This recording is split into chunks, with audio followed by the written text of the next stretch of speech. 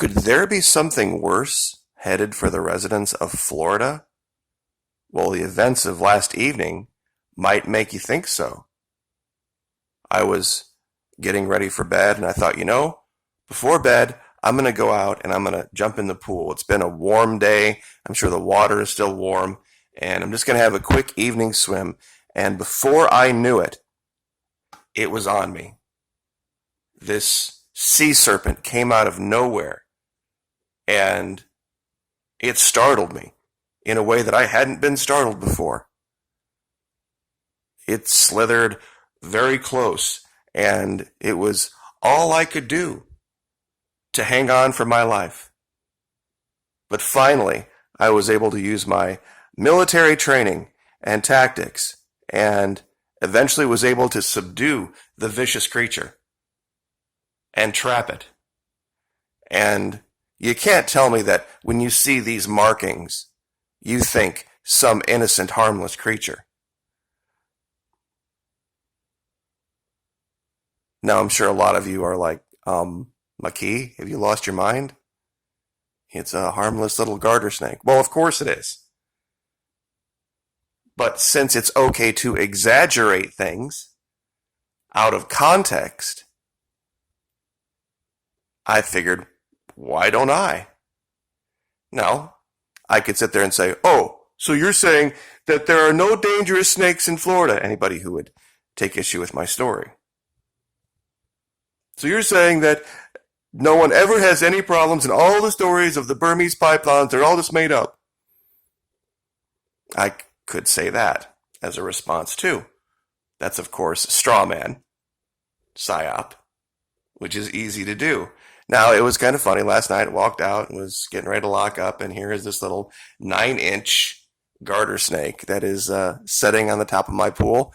It's been dry lately, and I have the pool completely enclosed. It's got the aluminum enclosure over the top with the screening, and apparently he came in through some little crack or a drain or whatever, so I netted him out and brought him in and took pictures. But it's a great opportunity to show things out of context. And I took these pictures this way just for this video. I didn't put it next to a dime or next to a quarter so that you could see exactly how tiny this guy was. And of course, even a water bug on the water leaves this huge shadow because of the refraction. And I thought I would get a piece of the shadow in with this picture just to show you how ridiculous it is. Now, that's exactly what they're doing with this coronavirus thing. The news is already now talking about what's the recovery going to be like? How long is it going to take us to get better? Because we're already getting better. China's pretty much already moved on. The deaths, originally, here was the story. Up to 220 million Americans could be affected, and if the death rate of 1 to 2% holds, we could be seeing 1 to 2 million deaths in America. 1 to 2 million. This is worldwide right now. And it's seeming now that this is once again, much like 9/11, going to be a New York problem. Because apparently now they're saying 60% of all cases in the country are a result of people coming through New York. So, this little friend is a perfect analogy for the coronavirus. Perfect analogy. Now, there are 3 techniques that, when employed properly, together, can make anyone believe anything. First of all, anecdotal evidence. I want you to think about what you've actually seen on the news.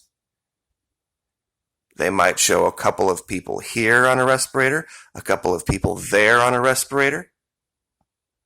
But then they show these huge numbers. But they never show you an entire hospital where the people are lining the hallways, or these huge wards full of people. They don't show that, do they? They just say Look at this picture of a person on a respirator. Look at that person. And then believe these numbers. And why do you believe them? Here's the second technique. Appeal to authority, because it's on the news and they have a bunch of people with advanced degrees talking about it.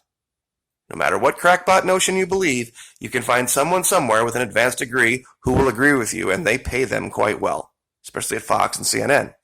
Now, the way you ice this starts long before your attempt. It has to do with what they call the availability heuristic. This is all of the information in the world. This is the information people use to make decisions about what they believe to be right or wrong. This little dot here, this is what's covered in the news. This is everything you need to know to make the decision in blue. This is what's covered in the news. Availability heuristic. People use recent, frequent, extreme, vivid, or negative information, and they overweight it. That's why it's so hard to convince people that there's 7.7 billion people on the planet, and every number they put out, you need to draw a line and divide by that. Anecdotal evidence. People come to me all the time. Well, my cousin's friend's mom has it, and she's not feeling well, therefore, it's a global pandemic. Just like when I said, excuse me, are you attempting to snake shame me? Are you saying I didn't have to struggle with this? Were you there? Is that proof? How dare you say that there are no dangerous snakes in Florida? See what I did there? And then you turn it around. And it's almost a version of about whataboutism. People love to use all these little tricks and techniques to bait you into conversations and make you defend things, and I just don't fall for it. That's why people sometimes don't like my channel, because I won't fall into their little traps. And you shouldn't either. This event last night was, I thought, this is exactly what I needed to have happen, to show how you can take something that is a minor event, but if you report it out of context in a way that's frightening or scary, you can make people believe a lot more about it than what it is. And here's the nail in that coffin. I'm sure I have people typing already. You see this number up here, 438,000 cases, the vast majority of which are healthy or very soon to be, as evidenced by 111,000 recovered. They're starting to slow the reporting on the people that are going from mild condition to recovered. But 293,000 people likely to recover, 111,000 have. That accounts for 400,000 plus 13,278. The number in critical condition as a percentage continues to drop. It was 14% on the 7th of March, and now it's only 4%. And all the reports now of they weren't even saying tens of thousands of deaths. They were saying hundreds of thousands, possibly millions in America alone. That's what was being reported on your gloom and doomer prepper survivalist channels. They were taking the fake 1 to 2% death rate and reporting that. But check this out. PubMed.gov, U.S. National Library of Medicine. Potential false positive rates among asymptomatic infected individuals. Now, this is important because what they're talking about here are people, healthy people with no symptoms, that they are saying, you stay home, you could spread the virus, you can't go to church, you can't go to beach, you can't go to work, you can't go do anything. There's 20 of us here in this room and none of us have any symptoms at all, but you're making us not go do anything we enjoy. You could be asymptomatic carriers. Listen to this. Results. When the infection rate of the close contacts and the sensitivity and specificity of the reported results were taken as the point estimates, the positive predictive value of the active screening was only 19%. false positives were 80%, with a grand total 75% probability for the false positive rate. That's right.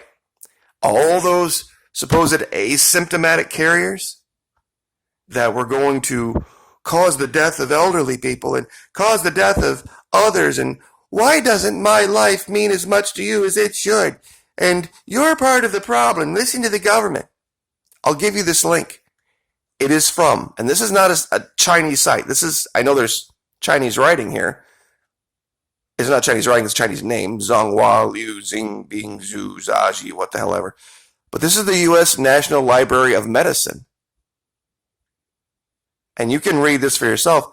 And this came out, I think actually Jennifer, Veterans for Truth, reported this the day before yesterday. This came out, and they're not talking about this either. How many false positives are out there now? Walking around. That's what, you know what? And that's why they've changed their messaging. If you're not experiencing symptoms, please don't come in for a test. Only if you're in an age group that could be at risk, or if you're reporting symptoms. You're not seeing it in Florida. Brazil is already ordering its people back to work, saying this is a nothing burger hoax. Places like Puerto Rico, even Venezuela, they're having some cases, but they're talking about things in proper context, in the context of their whole country. We are a country of 325 million people, and it has a couple of hot spots. New York, and to some lesser extent, Seattle. We've talked about Spain and Italy and Germany. Germany has one of the lowest death rates, even doing it the fake way of all.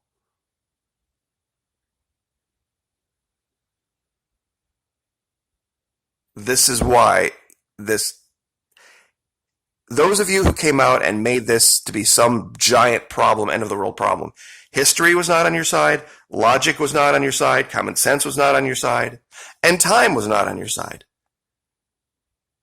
Anybody who looked at the numbers honestly could see that. So be very wary of anecdotal evidence, meaning just a picture of one or two things and then a bunch of numbers to follow. Believing something simply because it's on the news, or even me. When I told you about the snake, I don't think anybody really believed me about the snake. And the availability heuristic, meaning that just because they've given you this hour-long dissertation in the news, that doesn't mean that there isn't more information to be found.